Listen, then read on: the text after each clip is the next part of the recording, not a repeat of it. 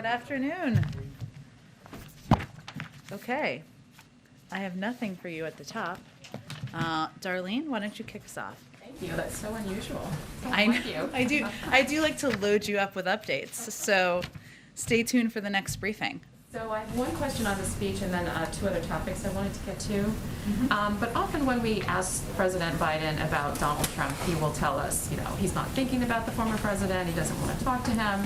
So obviously he had to think about him in order to deliver that forceful speech today. So I'm just wondering why he didn't deliver this kind of speech before today, 6 months ago, a month after the insurrection or whatever. And also, since we are barreling toward an election this year, will he resurrect some of the themes that he sounded this morning?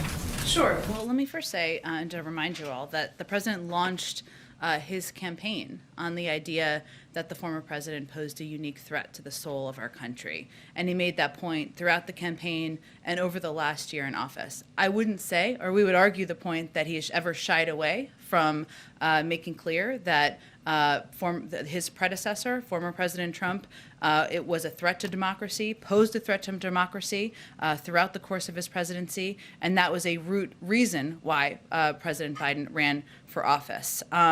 I would say in terms of looking forward, you all heard him make a very passionate case today, the fact that we are at an inflection point.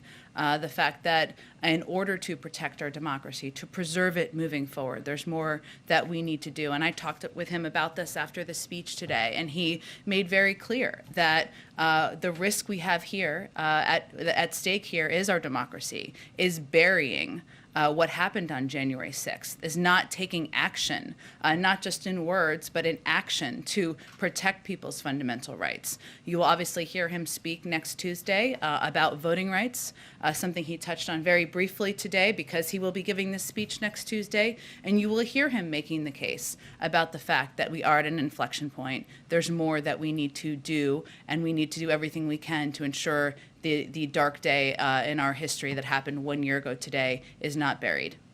And then on the situation in Kazakhstan, does what is happening there in any way change the dynamic for the U.S.-Russia talks that are going to begin next week from the U.S. side?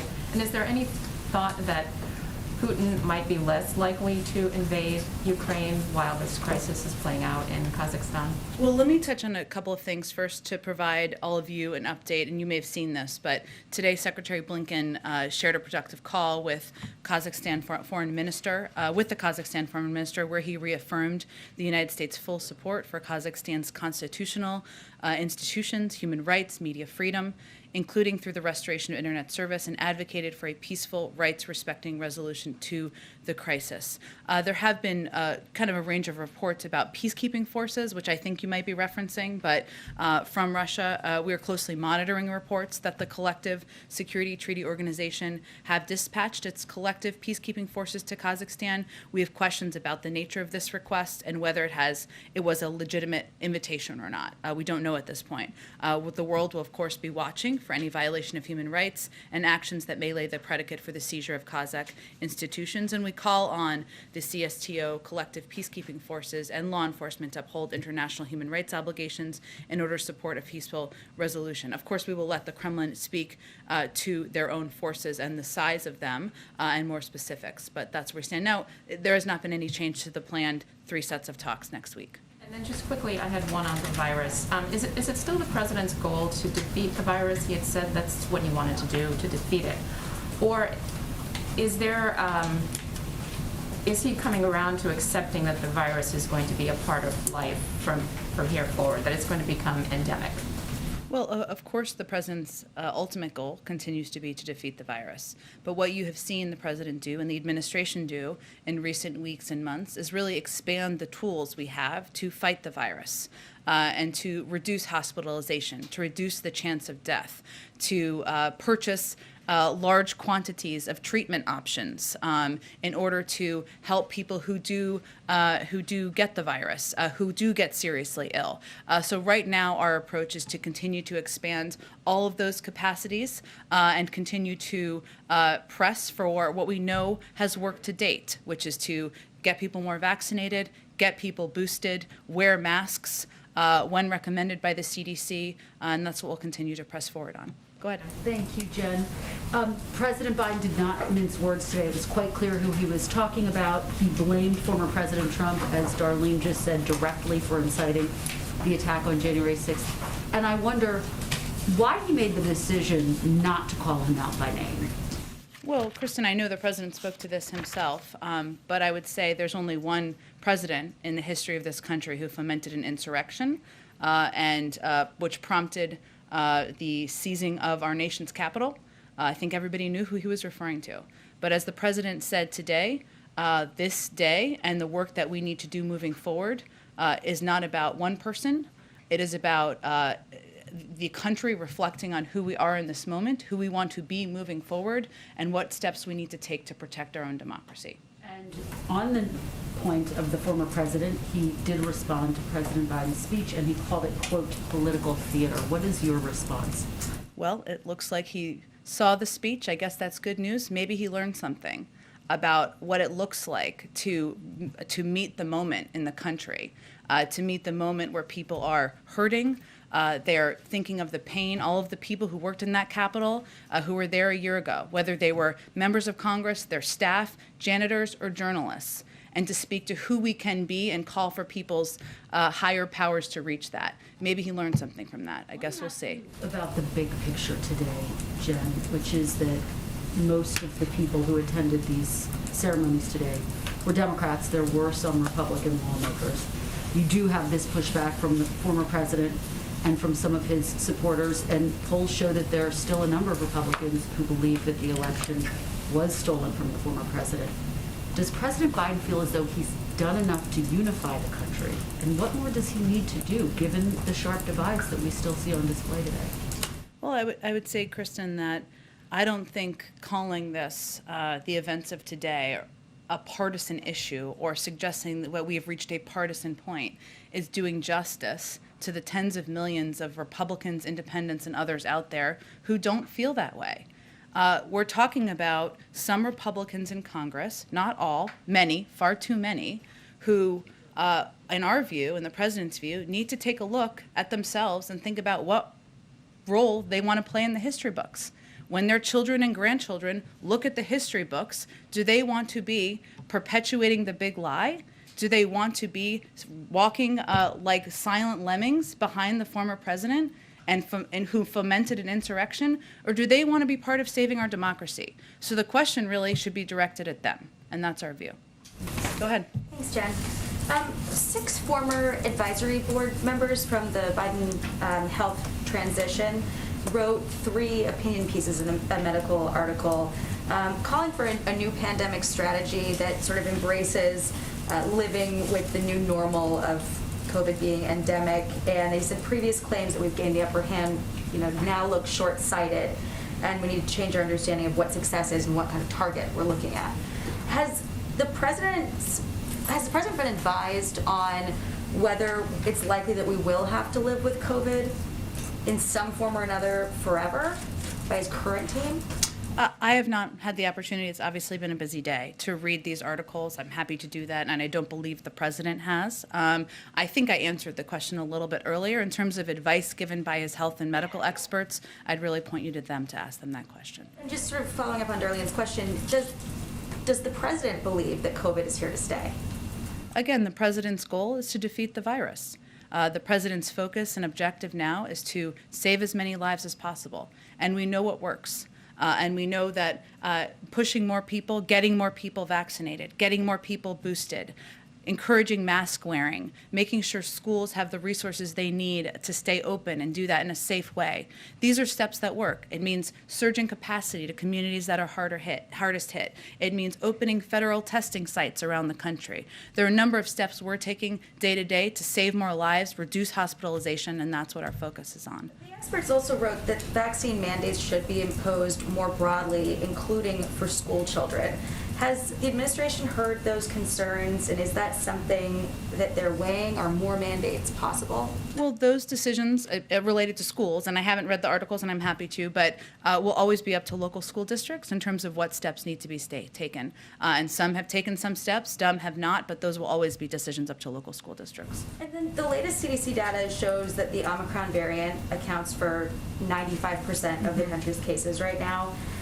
There's also data to show that 2 shots is ineffective at protecting against this variant.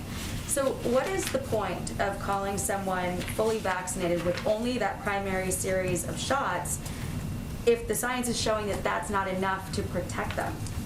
Well, Jackie, what the CDC is advising is for everyone to be up to date on their shots. That means if you're scheduled at that point to have a booster, you should get a booster. And that is true. That is how they conduct their guidance for basically any shot regimen for childhood diseases, measles, mumps, rubella, whatever it may be. But I would point you to them for more specifics on where they are on what fully vaccinated looks like. They've obviously just provided additional guidance. Wouldn't there then, at some point though, be sort of a gap between fully vaccinated and up to date? I mean, just looking at the 2 definitions, if they're encouraging you to be up to date, and most people are eligible for shots if you're over the age of 5, or booster shots. At a certain point in time, given the waning protection of the primary series of vaccines and the need to get boosters in a shorter time period, won't there come a time where you're not really fully vaccinated anymore with just 2 shots? Well, when by up to date, they're advising people if they're due for a booster, they should get a booster. Go ahead. Thank you. Not to belabor this point, but back to Darlene's Sure. first question. As you said, the president, has often discussed the threat to our democracy. Given that threat, given the stakes that he laid out today, why not be more forceful throughout this year? Why wait until the anniversary to deliver such a harsh rebuke? Well, again, I would say the president, in our view, has not backed down ever at any point from making clear about the need to protect our democracy, to protect the fundamental right to vote, which he feels is a key part of that. He also believes that delivering on what the American people wanted when they sent him to govern requires him, and it was essential for him to address the core issues that they're facing every day. Of course, that includes protecting their fundamental rights. That also includes beating the pandemic, getting Americans back to work, and he knows that in order to restore faith in government and institutions, in people's belief that government can actually work for them, that solving those problems and working to solve those problems needed to be his first and second priorities. So why wait till today to speak about the former president in such stark terms like he did today? Again, this is not about one person, even the former president. Obviously, today is an anniversary of one of the darkest days in our democracy. The president, I know from talking to him this afternoon, felt that personally. He felt the emotion of the people he saw in the Capitol today. He felt the weight on the shoulders of the people who were there that day, who were there again today. But his view is that this is about looking at this moment as an inflection point, not just about a former president, but about who we are as a country, whether Republicans in Congress are going to step up, what the American people can be assured of in terms of his efforts to fight for the protection of their fundamental rights. It's bigger than a former president. You mentioned voting rights. Majority Leader Schumer has vowed to hold a vote to change Senate rules to pass voting rights by MLK Day. Given the urgency that the president laid out today to protecting the right to vote, will we see the president directly endorse a rule change before then? Well, the president will speak next Tuesday, as you know, and he said right before Christmas that if that is a change that needs to happen, that he would support that. But I'll have more to say next Tuesday. Senator Manchin has signaled that he may be willing to support a rule change. Is that something that the president has discussed with him in recent days? I will let Senator Manchin speak for himself on where he stands on that. Did you have another one, I Jackie? did. I wanted to go back to one other topic real quick. Okay. I'm sorry. Sure. The Manhattan District Attorney has ordered prosecutors to stop seeking prison sentences for certain crimes, including resisting arrest. And I'm just wondering, does that give the wrong message to criminals or to police who are having to enforce these laws that the district attorney is not going to prosecute? And does this in any way undermine the Biden administration's efforts through the DOJ and federal law enforcement partners to crack down on crimes like retail theft? Well, you know where we stand on supporting local police officers, local cops, and not defunding the police, and also our concerns we have about the retail thefts we have seen and the need for leaders and communities to crack down on that. I have not spoken, obviously, with our legal team or, of course, the Department of Justice about this particular issue. I can see if there's more we can add. I don't have all the details. Go ahead. Thanks. First, I just wanted to check. I know you guys had said towards the end of this week on finalizing the contracts for the rapid test, Yeah. if those have been signed yet. I expect we'll have more in the next 24 hours. And as soon as we do, and as soon as there are more details to report, we will let you all know. That's what we're working on right now. Do you remain confident that, if you don't even have the contract signed yet, that you'll be able to actually set up a website, ship them out, have them available by the end of the month, which is your sort of stated goal? Absolutely. I mean, remember, a lot of these things are happening simultaneously, right? We issued the request for proposal. That closed just a couple of days ago. We've been working to finalize the contracts, and as we said, and we're on track for this, we'll be issuing some of the first rewards for that very soon, and we'll have an update on that, I think, very shortly. And we don't want to put the website up before we know we can provide, even through pre-orders, tests as people want to request them. The Postal Service has asked OSHA for a temporary waiver on their vaccine mandate. I'm wondering what the response from the White House is. They've said that if they don't get the waiver, it could impact mail service. Well, I would say, just to remind everybody, more than 2 months ago, OSHA issued an emergency temporary standard to protect workers from the spread of coronavirus on the job, everywhere. Companies, including the Postal Service. And the agency found that compliance with the rule was feasible for all employers, including the Postal Service. That was 2 months ago. OSHA provided several compliance resources to help employers develop vaccine or testing requirement programs and understand the responsibilities under the emergency temporary standard, including fact sheets, template plans for employers, other online resources, a webinar that walks through the obligations, employers, and information to help them come into compliance. We know OSHA's mission is to ensure every working person in the country has safe and healthy working environments, including the Postal Service. So we will let OSHA speak to any response to the letter, but again, I just wanted to remind people that when it was issued, it was made clear that the Postal Service could be compliant and had the ability to do that and still conduct their jobs. Okay. Oh, just one last Go one. ahead. The president today made pretty clear that, his push for legislation to protect voting rights. But there's an effort among some senators to address what happened last year through reforming the Electoral Count Act. I know that you guys have made clear that it's not a substitute for what you want, but are you supportive of that effort in and of itself, or do you think that it distracts sort of from the larger objective here? Well, I think it's really important for people who aren't watching this as closely as you and I to understand that that is not a substitute for the protections that are included in the Freedom to Vote Act and the John Lewis Voting Rights Advancement Act. That is why our focus is on those. And just as a reminder, the Freedom to Vote Act creates standards for voter access and voter registration, outlines criteria to make redistricting laws less partisan, strengthens campaign finance laws. The John Lewis Voting Rights Act establishes a new pre-clearance process to ensure that certain states and jurisdictions need approval from the Department of Justice before moving forward with changes that impact voting rights. These are all important protections given the insistence by far too many Republicans out there in using the big lie as an excuse to make it more difficult for people to vote. So it is not a replacement, it is not a substitute, and our focus remains on those two pieces of legislation. Go ahead.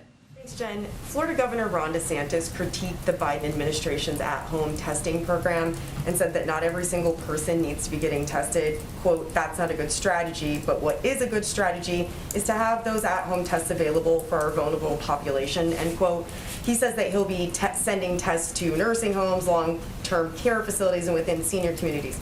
So does the White House have any plans to limit tests through the website it'll be launching to vulnerable communities? And what's your response to Governor DeSantis?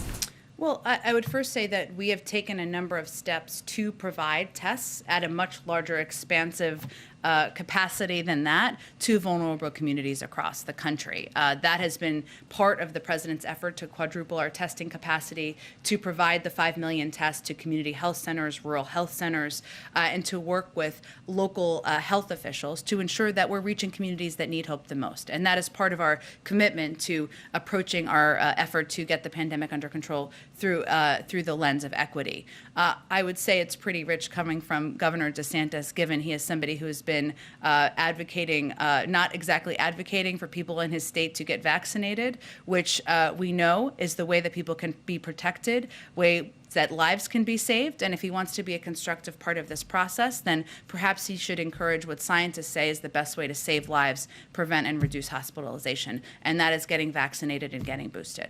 On voting rights, you've talked several times today about how the president will make the case on Tuesday that the country is at an inflection point.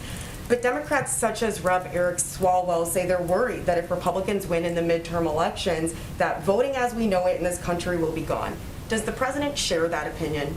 Well, I'm not going to get ahead of an outcome of midterm elections that is many months away. What our focus is on now is getting voting rights legislation passed and signed into law, and calling out, as Congressman Swalwell has, the fact that opposition, the 4 times that Republicans in Congress, in the Senate, have prevented even a vote on voting rights legislation is obstruction. That is not the Senate working. That is why there's a discussion right now about changes to Senate rules to protect the constitutional rights of people across the country. That's why we're having this discussion. But I'm not going to make predictions about a midterm election and the impact. Go ahead, Jeff. Jen, the president made very clear today that he assigns responsibility to President Trump for the January 6th riot and insurrection. He didn't really talk, though, about what consequences he thinks the president, the former president, I should say, should face. What consequences does he think he should face? He's going to leave that to his Justice Department, which is independent. And the January 6th committee, does he have any expectation or hope or desire for what they may or may not do with regard to the former president? We are going to continue to work to support their efforts, to support the important work that committee is doing, but he's not going to prejudge the outcome of that committee either. Vice President Harris, in her remarks today, compared January 6th to Pearl Harbor and 9/11. Can you elaborate on what the thinking was behind that comparison? She's faced some criticism, especially in conservative circles, for that. Well, I would first say that, as the president also said in his remarks, if we look back to some very difficult moments in our history, back in 1861, there were no Confederate flags being waved in the Capitol. In very dark moments in our history, there were not people storming our nation's capital, trying to take over the office and even threaten the Speaker of the House. So instead of, for those who are being critics of the Vice President's remarks, I think instead of focusing on or analyzing comparisons of moments in history, I would suggest that they be a part of solving the threat to democracy that occurs today, that is happening today. And they are using this as an excuse not to be a part of that. Go ahead. One more on another topic, Jen, if I may. Does the White House or the president have any position, or have you weighed in at all in the sort of growing row now between Australia and Serbia over the tennis star whose name I won't try to mispronounce, who's there now and is apparently unvaccinated? I don't believe we have weighed in on that. I can certainly check with the State Department and our national security team and see if we have a position to share. Go ahead. Thanks, Jen. Texas this week received about 2,400 courses of antibody therapy, which, given the Omicron surge, is not going to meet demand. Can you explain how these allocations are decided and when they will increase? They will continue to increase. They are done equitably across the country and to meet needs where we have them. There are obviously needs in Texas, but there is nothing accurate in any reporting. I'm not suggesting this is from you, that we have held back, that we have canceled, that we have prevented. Obviously, the availability of antiviral treatments is not unlimited. We're continuing to build on the supply we have, and we'll continue to distribute that equitably to states and communities across the country. Following on Jeff's question about consequences, Yeah. The president characterized the January 6th attack as an armed insurrection, and of course he blamed former President Trump for inciting the insurrection. no one has been charged for insurrection, which is a specific crime. Does the president want the Justice Department to press charges of insurrection against Trump or anyone else?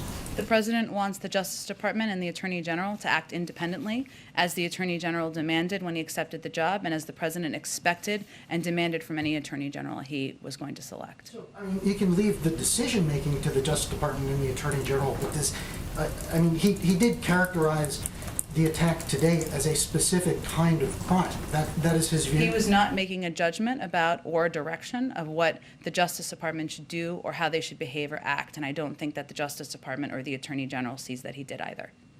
Go ahead. Yeah, thanks, Jen. Looking ahead again to Tuesday's speech in Atlanta, how will President Biden's case for voting rights legislation be any different than the many arguments we've heard him make before in favor of that legislation?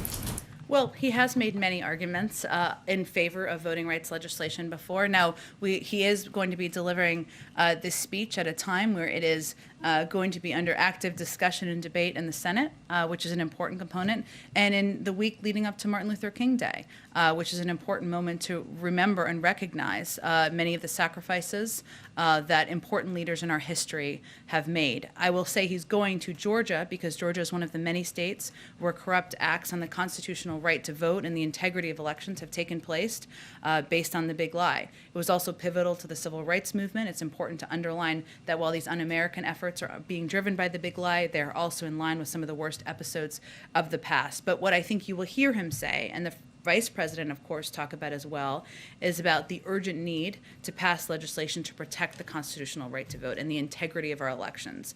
He'll talk about the specifics, and he's very focused on people in the country understanding and knowing what is in this legislation. Why is it so important to pass these pieces of legislation? What is at risk? What needs to be protected? And I think you'll hear him talk about that. And he also wants to, of course, restore the Senate working, which is not happening right now, as is evidenced by the fact that they have blocked even the ability to vote on voting rights legislation 4 times. So he'll outline all of that, but he will make a passionate case, as he has made, as you said, in the past, for why we need to move forward with voting rights legislation. Earlier in the briefing, you referenced, I think it was on ABC, an interview that President Biden had before New Year's, in which he said he was open for Senate rule changes to the filibuster. You pointing that out, are you indicating that he will be bringing up the filibuster and Senate rules during this speech on Tuesday? I mean, I don't have any more to preview the speech, but I expect he will continue to talk about what he's willing to support and do should that be needed to move voting rights legislation forward. Just looking to clarify the White House's position on the United States Postal Service's request for a waiver from the vaccine mandate from OSHA. Does the White House support that request or oppose? We'll let OSHA respond to the letter that was sent directly to them from the Postal Service. I was just reiterating the fact that at the time when the announcement was made, it was also determined that the entities that it would be applicable to in the government, including the Postal Service, had every ability to implement it. And one point that the United States Postal Service made in its letter to OSHA was, quote, this mandate is, quote, likely to result in the loss of many employees, either by employees leaving or being disciplined. Do those concerns, demonstrate why this mandate could be problematic for many businesses out there? Well, we know that more than 60% of businesses on their own accord have implemented vaccine requirements or testing requirements. They've all implemented it in different ways. Many have done it incredibly successfully, and they have done it because they want to create a safe working environment where people feel comfortable and confident in going to work. And that, to them, to companies across the country, to the United States military even, is a priority in order to ensure their workplace and their workforce feels safe. As we've said many times around these requirements when we announce them, our objective here is to not punish, but to protect people, to save more lives, to make people feel more safe and comfortable in the workplace. And as a part of the process, there is a process of consulting with individuals who are not yet vaccinated, and there's not a cliff. That is not the intention here, and that is the same in terms of how it would be applied. One Final question on a different topic. President Biden is going to Colorado tomorrow before he then goes to Nevada for Harry Reid services. What can we expect to see from the president tomorrow in Colorado as he visits what was devastating fires there? Well, I think we're still finalizing all the details, but he will, of course, visit with, you can expect him, I should say, to visit with local elected officials who have been obviously dealing with the aftermath and the many families who have been going through a devastating time with homes lost, communities lost. He typically engages and sees families while he's on these trips as well, and I would expect that to be a part of the visit tomorrow, and then I would expect he would also deliver some remarks, but we're just finalizing the details of what it will look like. Sure, go ahead. Thanks, Jen. First, I have kind of a semi-housekeeping question, Sure. then one about air travel. First off, last month, finally, dozens of ambassadors were confirmed by the U.S. Senate, but so far only one person, Elisa Reynoso, the First Lady's Chief of Staff, and now the ambassador to Spain and Andorra, is getting the traditional swearing in with the Vice President. There was one that was on the calendar originally yesterday for Cindy McCain that apparently didn't happen. Are these being postponed or canceled? Is this related to concerns about Omicron? So it is true that some people have been sworn in here at the White House. Others have been sworn in by leaders in their own communities. And as you referenced, some haven't been sworn in at all yet. There's no set ceremonial way or requirement, I should say, of swearing in of ambassadors or how it has to take place. And everyone does it a little bit differently. We've, of course, yes, as we're looking and continuing to battle COVID, a new variant. We've kept many of these types of gatherings smaller in size at the White House because of that. But I don't think there's really one reason as to why they're different. They are typically all different, and I expect they will continue to be.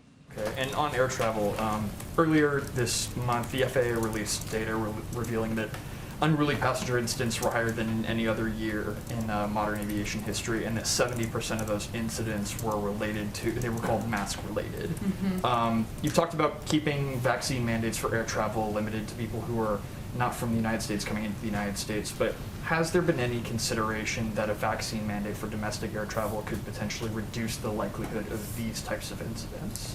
Of people getting upset on flights? Yes. I have not heard that explanation internally. There's obviously a range of factors that our health and medical experts look at, and they have not yet advised at this point the president on a requirement of vaccines domestically. The reason they have given is, of course, that requirement for international travelers helps reduce and delay variants or spreading to the United States, and we know that masking is very effective, according to our health experts, in protecting people on flights. So I have not heard that explanation or argument being made by our health and medical experts. I may point you to the FAA or the DOT if they think that is a relevant argument. So. Okay, I have not heard that argument here. Go ahead. Hi, Jen. A couple of questions for you. One, as we speak right now, 350,000 kids, school kids in Chicago, remain out of school. Most are black, Hispanic, and are poor. This administration has called for equity in education. So who does the Biden administration blame for failing these young kids? Well, first of all, the president has been very clear. He wants these schools to be open, including in Chicago and including across the country. That we took steps early on in the pandemic, even against skeptics who didn't think we needed this funding in the American Rescue Plan, to pass $130 billion that has already been distributed to states and gone to many schools across the country to put in place mitigation measures. It hasn't been applied everywhere, but a lot of states have used this and a lot of communities have used this very effectively. So he would like to see schools open. He believes that not having them open, as you've touched on, impacts the mental health of children. We've seen that. We know that learning gaps is something that we are seriously at risk of at this point in time, and that's why we'll continue to call for schools to open. 96% are open across the country and are doing the right thing. Will he get directly involved at a certain point? How many days have to go by before he jumps in? Well, we are in regular touch with teachers, school administrators, labor leaders across the country, nearly every single day, including in Chicago, and that will continue. And we will continue to make the case for schools to be open. Another question, please, on religious freedom. Does President Biden believe doctors and religious health care providers should be forced to perform medical procedures that violate their conscience rights and religious beliefs? Simple question. I believe there are exemptions in some cases. I'm not sure what you're referring to specifically. Why don't you give me a little more? In St. Louis, the Court of Appeals just heard oral arguments on a case involving religious health care providers who object to performing gender transition procedures. I would point you, that sounds like that's a legal case that's underway that I'm not going to weigh into from here. Last one, in just a few weeks from now, here in D.C., the March for Life arrives. Thousands of people will be here supporting unborn children. Its theme this year is Equality Begins in the Womb. This administration talks a lot about equality. Does the president agree with that statement? The president believes in a woman's right to choose. I think you're very familiar with his position on this issue. Go ahead. Thanks, Jen. Beyond just the former president, there have been several Republicans today who have accused the president of political theater, exploiting the January 6th riots for political gain. You said that you talked to the president after his speech. I'm curious what his feeling was, if he's seen the response to his speech and how he feels like it went over. Well, I would first say we didn't talk about the desperate comments of many Republicans suggesting that commemorating a dark day in our democracy and calling for all of us to protect people's fundamental rights, including the peaceful transfer of power, people's right to vote across the country. We didn't talk much about attempts to distract by some Republicans in Congress. What I can tell you, and I touched on this a little bit earlier, is that what he was really touched by, I mean, he is somebody who I think we've said, I know we talk about him being in the Senate a lot, but on a day like this, it's especially important. He served in that chamber for 36 years. The people who work there are his friends, are his family, not just senators, but staff and people who've been working on committees, custodians, people who work in the lunchrooms. And he was really impacted by the sheer emotion of a day like this and the fact that it is still a trauma for many people who live through this day, journalists included, and he talked about that in his speech today a year ago. So that was really what weighed on him. And, he also talked about the importance of not allowing this day to be buried in history. And he said that in his speech today, but it's important that we not allow attempts to distract by some or attempts to move on by others to prevent us from taking steps to protect people's fundamental rights. And today is a reminder of that. And kind of on a different topic, with recent announcements of House Democrats deciding not to run for re-election, it's now over 24. I'm curious what the president's thinking is on that, how much he's involved in the discussions of how to kind of counter that, keeping control of the House. Well, as I've said before, I've learned my lesson about not speaking about politics from the podium, so I'm not going to do that from here. But what I can tell you the president is focused on and feels confident in is any Democrat out there in the House, they all run every 2 years, right? They will be out there talking about what they have done to rebuild roads and rails and bridges across the country, to restore broadband, to ensure kids have clean drinking water. A handful of Republicans will be able to do that too, but not many. And they will be able to talk about how we are fighting for and hopefully will have passed efforts to put in place universal pre-K, efforts to cut the cost of childcare, elder care, and make sure that we're investing in addressing the climate crisis. It is about a choice in this country, and we'd rather be us than them in that case. Go ahead. Foreign policy question. An Iranian Navy commander has threatened the U.S. forces and asked him to leave the Strait of Hormuz. How does the White House see this threat? And it has been an escalation recently by the pro-Iran militias in Iraq and Syria against U.S. presence. Do you think in the long run that will push the U.S. and the administration to take a decision to leave Iraq and Syria? Well, let me first say that I know there's been a lot of reporting, including, of course, from your outlet out there, but here officially, we don't have any specific attribution today in terms of the particular group by name or groups who might be responsible for this. We don't have anything new on that front. As my colleague John Kirby said yesterday from the podium at the Department of Defense, these sorts of attacks are very much typical of what we have been seeing in recent months, and they've been increasing, even by militia groups that are supported by Iran. But in terms of specifics, such as the name of groups, we don't have that level of detail at this point. In terms of intent, it's also difficult because of that for us to ascribe intent with any real specificity or certainty in these types of attacks. We can't say definitively who caused them or why the attacks seem to have stepped up. It is certainly possible that it can be related to the talks in Vienna or the anniversary of the Soleimani strike. But again, right now we're still assessing attribution, we're still assessing intent, so we don't have much more analysis at this point in time. Okay, thanks everyone.